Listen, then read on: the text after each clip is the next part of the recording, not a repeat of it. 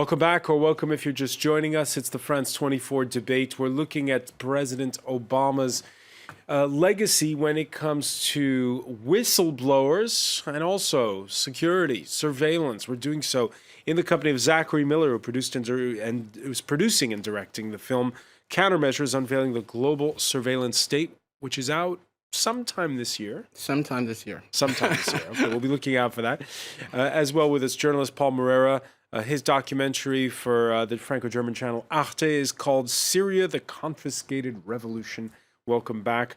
From Wirral in England, Kyle Orton, research fellow at the Henry Jackson Society, and from Belgrade, human rights attorney Renata Avila. Welcome back to all of you.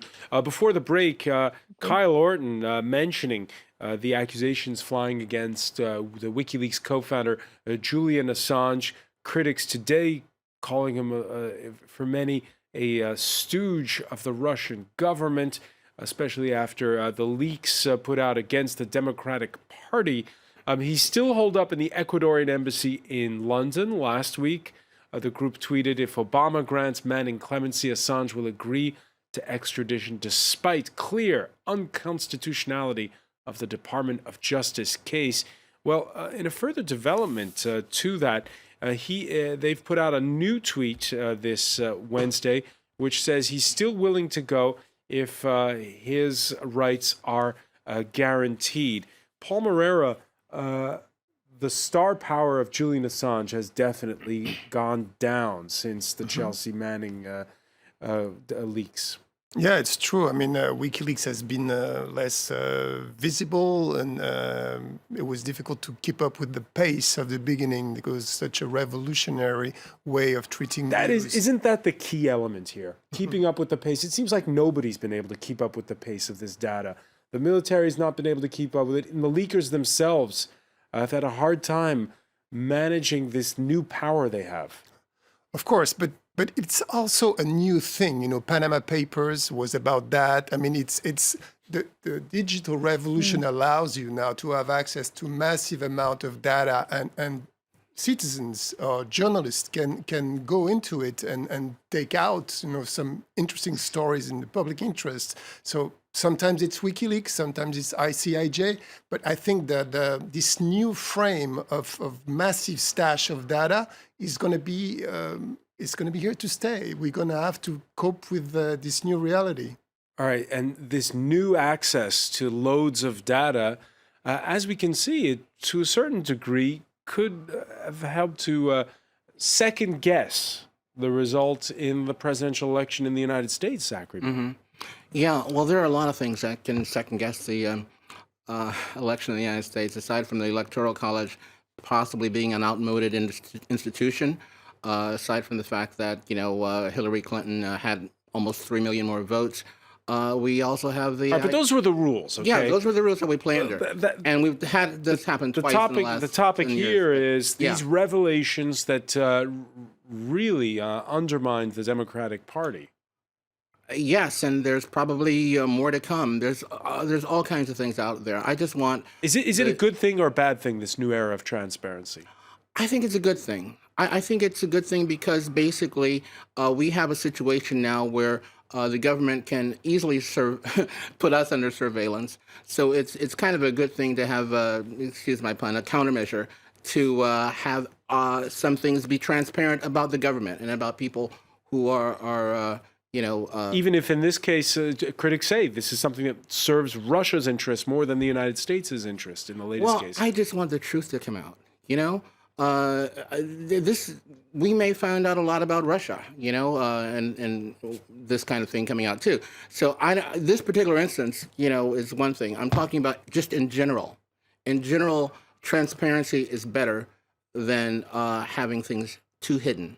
It was a Supreme Court Justice, Kyle Orton, who said sunlight is the best disinfectant. Do you agree with that? In theory. Unfortunately, that's not what we're getting. I mean, you can see, as the guest just mentioned, I mean, at some point, maybe, hopefully, possibly, we'll get something on Russia. That hasn't been the case so far, though, for the simple reason that Russia has orchestrated most of this.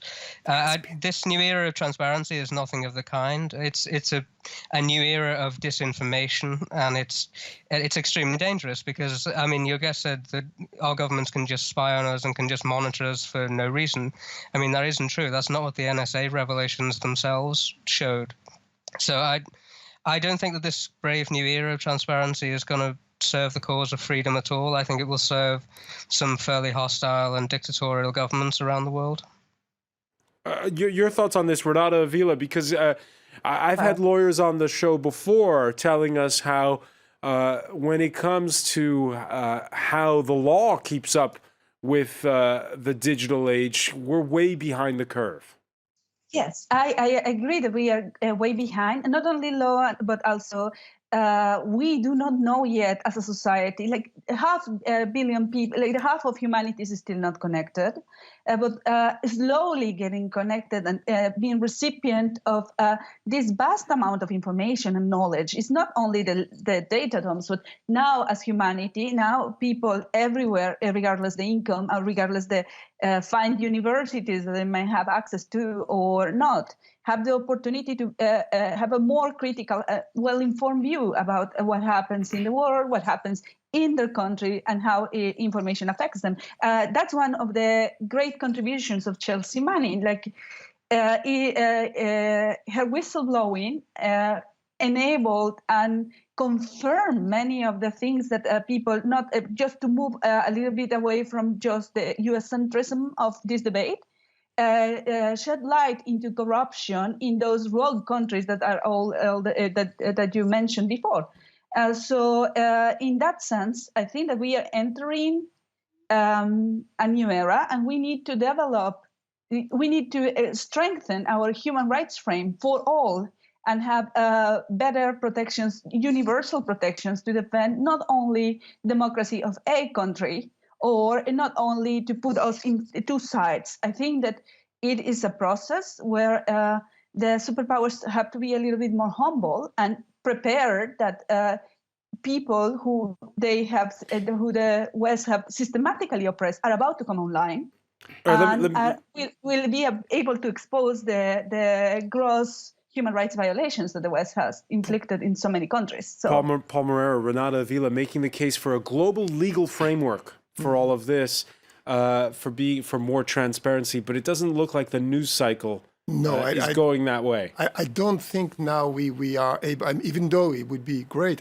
but I don't think we're going into this direction. But just to add a little something to our friend in London, I must say that I'm just working right now on Russia, and I found out that there's a group of hackers called Shaltai Boltai that came about with a huge stash of email from Putin's cabinet. So it's you can go on the internet and you can read it if you want to. So I don't think, this argument of saying it could play into bad hands. I'm heading an investigative press agency in France. We do work for TV, and sometimes people tell us, the results of what you do, it plays into the game of the National Front. But what do you want to do? Do you prefer to lie, to hide the truth, to hide corruption, to hide political problems in the hope that maybe people won't vote for the National Front? I'm not playing it. It's just you have to choose between trying to find the truth and lies. All right. So the decision to commute Chelsea Manning's sentence, showing a softening in the final days of his administration by Barack Obama. It's cheered on from Moscow, where NSA whistleblower Edward Snowden tweeted this: "Let it be said here in earnest, with good heart, thanks Obama." The praise, though, won't be enough to sway the White House to pardon Snowden, who is a fugitive in Russia, where his visa has just been extended for another 3 years. The Obama administration says for him to be pardoned, he must first ask for clemency. We believe that under any circumstances, Mr. Snowden should return to the United States and face the serious crimes with which he's been charged. He will, of course, be afforded the kind of due process that's available to every American citizen who's going through the criminal justice process. But the crimes that he's accused of committing are serious. And we believe that he should return to the United States and face them, rather than seeking refuge in the arms of an adversary of the United States that has their own strategic interest in disseminating harmful are disseminating information in a harmful way. Zachary Miller, you agree? No. First, he isn't in Russia by choice. He was trying to go somewhere else before he was trapped in Russia. That's one thing that's always brought up, like he's in the hands of our enemy. He didn't want to be there. Second, there is no guarantee that he would. There are people in the NSA, there are people that have been calling for his death, for his execution. He would be walking into a landmine field if he were to come back under these circumstances. So no, I don't think he should come back. I don't think it's reasonable for to think that he would want to come back under these circumstances. He's been one of the leakers that has been very, very extremely careful about making sure there was no damage. When the information he gave to The Guardian and other press organizations, he was very, very careful into making sure there was no damage done by his leaks. So I think that's even apart from what Manning did. Kyle Orton, do you tar Edward Snowden with the same brush as you do Chelsea Manning? Edward Snowden is a slightly different case in that he's a defector, isn't he? Which is different to what Manning did. Snowden's leaks potentially did less immediate damage than Manning's. They obviously did devastating damage to the intelligence system, and they did expose agents and this kind of thing. But he is a defector, which is different to just Manning, who handed over a lot of these things. Snowden, by the way, isn't in Russia. It is in Russia by choice, and it was WikiLeaks that told him to go there.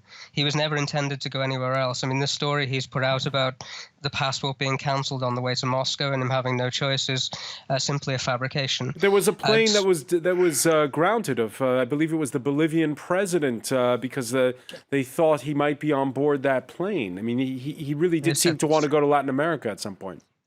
No, he was always going to Moscow. WikiLeaks, as I say, has now confirmed this. As I say, the defectors to Russia never come back. So whether Snowden wants to come back or not, it's not in his hands now. He'll die in Russia. Renata Avila. Yeah, it was confirmed, and it is proven that Edward Snowden was heading to Latin America. The tickets were to Cuba. As you remember, all the journalists were waiting on the other end, and it was the state who canceled. It was Edward Snowden's state who canceled the passport. Even it was there was a launch a European-wide operation to impede that Snowden exercised his right to seek his human right to seek asylum after engaging in political activities that will mean endless persecution and a political prosecution back home. So, but let's pay attention at the case of Evo Morales. It is unbelievable that in complete breach of international law, Europe, together with the U.S., down the plane of a head of state. And it also brings it is clear evidence of the constant collaboration of European nations with the U.S. in renditions and in launching drone attacks from European soil, and many other very corrupt and very damaging operations, joint operations, endangering at the end of the day. Damaging and undermining the European human rights system and the universal human rights system. So it is important to bear in mind when assessing the risks and the damage that is caused, these kind of breaches. Meanwhile, in the upscale Kalorama district of Washington on Tuesday, a moving van was spotted. This was in preparation of Barack Obama's move out of the White House coming up on Friday. There you see the images there.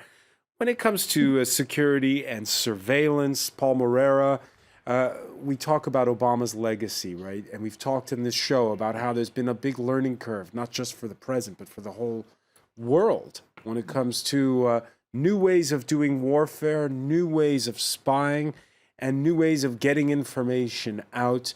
What will Obama's legacy be?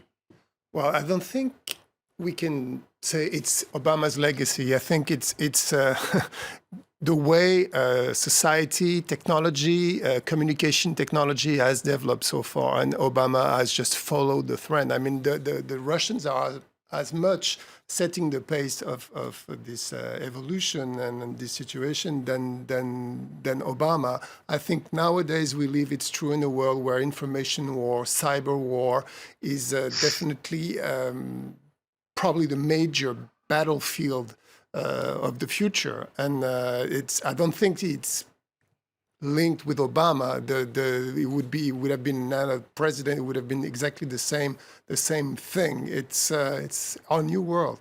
You agree it would have been the same had it been another president? Oh, yeah. Increased drone warfare, increased surveillance. Well, I do agree. The fact, though, that, drone warfare, when you look at drone warfare, when you look at the surveillance, we have these technologies. 99% of the people who get in that office are going to use them, So I think there wouldn't have been much difference with another president using these technologies. But when we're talking about drones, for instance, drones are meant for the enemy. They're not meant for the innocents. And so that's where you have to draw the line about how you use a drone. If you use a drone on the enemy, okay, that's war. But if you use a drone and you're getting what they call collateral damage, that's not right. It's not something that we try and not do. It's something we should not do. It's something we should be just, we wouldn't go and just spray bomb a country. I'll put it to Kyle Orton. Are we getting better now that we have these new lethal toys at our disposal? Are we getting better now at distinguishing what humans do best and what machines do best? I'm not sure about that, but we're probably in an awkward transitionary phase. I think we are getting to a stage where certain things are going to be taken over by machines. So there will come a point where our forces are no longer needed because you'll just have drones. I mean, I have to agree that Obama's overused drones in troops, and a lot of people don't like that. So it's very difficult to know, and he has to weigh these alternatives. Has to weigh the alternatives. The fact is, Renata Avila, there's a lot of public support for this because, well, the other option, and we all remember it, is to send troops, and people just don't want to go off to war anymore. And so, if the machine can do it for them, they like it. Well, there's always the other choice, and the other choice is not to have 7 interventions during an administration in different countries.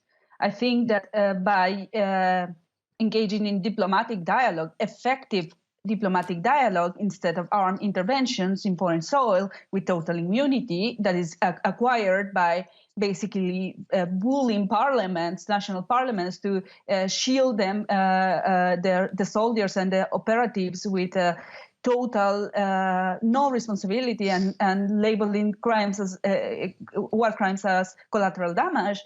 I think that we are getting very fast in a way that peace is not an option, and that shouldn't be the way that we are.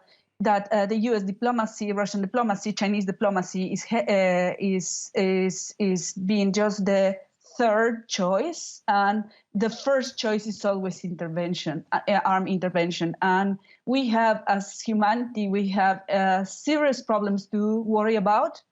And that we need to act upon as soon as possible and do it together instead of engaging in yet more wars. But of course, war is a lot of money for the elites that are currently basically controlling, that are in many cases above the governments, financing elections and so on. So in my position is that I think that a well-informed public can make a big push against these armed interventions. Hospitals, universities, and so on need a lot of resources in the U.S.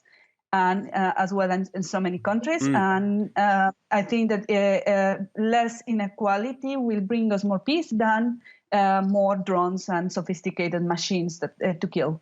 Paul Moreira, final point on this. Do you sense a blowback against technology?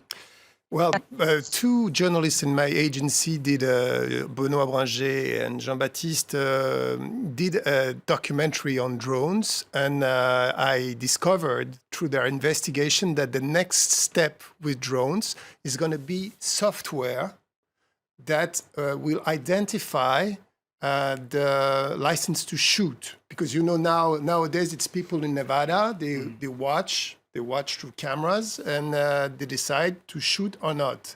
And so the software will assess, let's say there are 4 people in the car, they all wear beards, they have Kalashnikov, they're perceived as enemy combatants, and the machine will decide by itself to shoot and kill.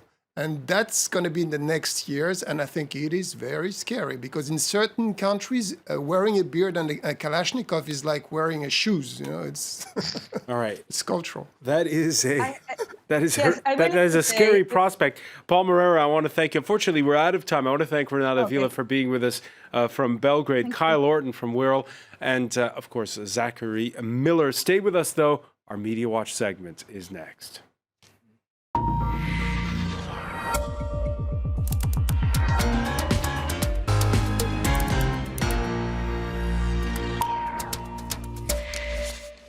And we say hello to James Creedon. Hi, François. So as you can imagine, a lot of reaction on social media to the debate topic. You can see that there was, of course, a huge push for months and years even to have Bradley Manning, Chelsea Manning, to have him pardoned, her pardoned. Tell President Obama to free Chelsea Manning for #time served. And so that campaign, of course, you know, has now borne fruit. Delighted to see Chelsea Manning's sentence has been commuted. Obama has bravely recognised that love for your country can take many forms, and that's from George Monbiot. And Guardian, yeah. Indeed, and of course, a lot of people as well very angry with the decision. You're seeing a divided reaction online. Obama just pardoned a treasonous traitor out of prison. No surprise, a traitor pardoning a traitor. So lots of people unhappy as well with the president's decision, saying that Bradley Manning betrayed his uniform and our country. Interesting. So they're using the hashtag Bradley Manning, so denying the fact that the person wants that she's now a woman. Exactly, indeed. Essentially, the criticism for Chelsea Manning is under the hashtag Bradley Manning. So you're seeing a kind of an alignment of people who don't agree with the fact that she has had a sex change. There's an alignment with that opinion and those unhappy with the decision. People calling Chelsea Manning the mastermind behind WikiLeaks ought to read up, says Victoria Brownworth. WikiLeaks manipulated Manning and let her take the fall. So that's more about the details of the actual leak. Commutation or not, could we please stop showing dishonorably discharged Chelsea Manning in uniform? It disrespects our uniform, #US Army. So that's, I suppose, a different angle in terms of the criticism, and it is somebody using the preferred name Chelsea Manning. Elsewhere, this again is a critical tweet. According to Obama, if you steal and disseminate 750,000 pages of government documents, you don't need to be held accountable. Now, one person who was... She's been for 7 years in jail. Right, yeah. which... including 2 in solitary. Which indeed, as that first tweet issue mentioned, seeking his freeing on the basis of time already served. Edward Snowden tweeted, and unsurprisingly, very congratulatory, in 5 more months you will be free. Thank you for what you did for everyone, Chelsea. Stay strong a while longer, says Edward Snowden. And of course, many people making reference on social media to Edward Snowden, Julian Assange, and others saying, please grant them a pardon as well in a similar manner. Now, of course, we saw that Edward Snowden will, it appears, now be staying longer in Russia. For his residency rights were extended for 2 more years. Glenn Greenwald, who of course was one of the journalists responsible for facilitating Edward Snowden's data dump, saying that this really mocks the idea that Snowden may have been given as a gift to Trump. I wasn't even aware that that was being discussed, but clearly there was some sort of a discussion about what exchanges could happen in terms of maybe an apaisement in the relations between Washington and Moscow. Yeah, thanks for that very much, James Creedon. I want to thank our panel once again. I want to thank you for joining us here in the France 24 debate.